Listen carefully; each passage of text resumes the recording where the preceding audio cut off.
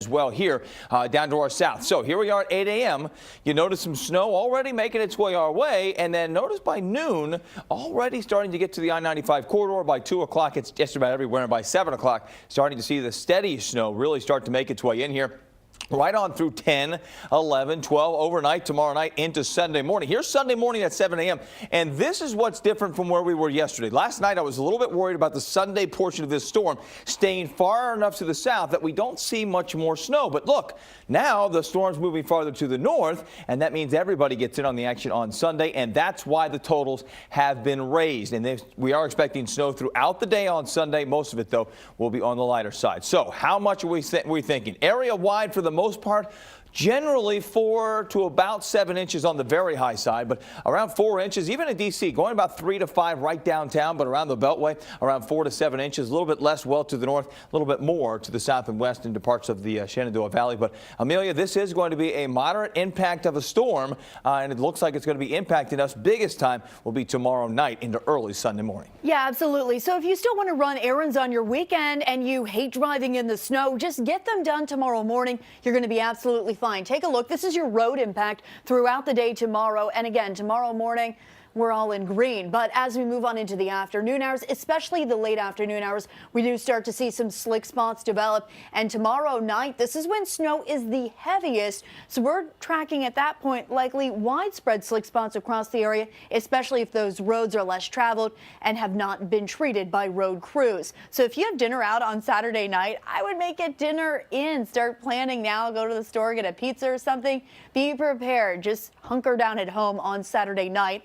Church out there on Sunday, still some snow, generally light snow at that point, but still some slick roads out there. So again, you might want to consider staying home from church on Sunday, especially if you do not like dealing with snow. That commute Monday, the D.C. metro area is looking okay, but south and west, southern Maryland, back around I-81, even parts of Fauquier and Prince William counties, going to be some slick spots out there. So we could definitely see some school delays, maybe some isolated closures on Monday, but I think D.C. metro area and to the north are going to be okay. So where do we stand on our bread meter? We were never at stock up for a week, but I've upped it once again to go out there and grab a loaf. And that's going to be for your Sunday.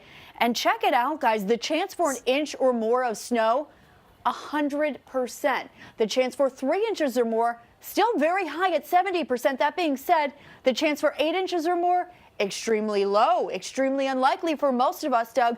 That coming in less than 20%. But again, snowing, especially on your Saturday night into early Sunday. But we do think there are going to be some delays out there Monday morning. And then next weekend, I know. I mean, really quite amazing. Like we talked about in our winter forecast, we talked about the latter portion of January being rather cold and stormy, and that's what we've got here. We've got the storm coming up here, and then we go into some rather cool weather Monday and Tuesday, and then another storm just in time for next weekend.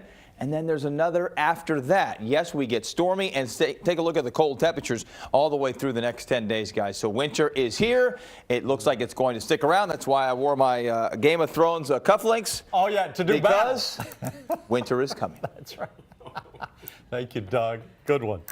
A teaching legend is being honored this evening in Alexandria. T.C. Williams' Louis Kokonis has been teaching math there for 60 years. There's even a scholarship in his name.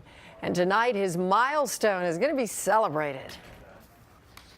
It's been a great experience. I've loved teaching, and I love teaching math. So it's been I wouldn't want any other job. His dedication to teaching us and how much work he puts into it really shows and really makes the content easier to learn. For information about the scholarship and the tickets to tonight's event, search Teaching Legend in the NBC Washington app. Mr. Look at him. How Look at lucky him. are those kids?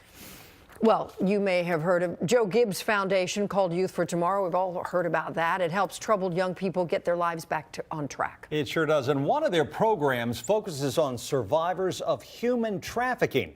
Leon Harris is here now with more on this week's Harris's Heroes. Hi, Leon. Hey, guys. Many sex trafficking victims start out as teenage runaways, like the teenager you're going to hear from here in just a few moments. She was alone, scared, and forced to have sex with strangers for money. Now, we are protecting her identity tonight.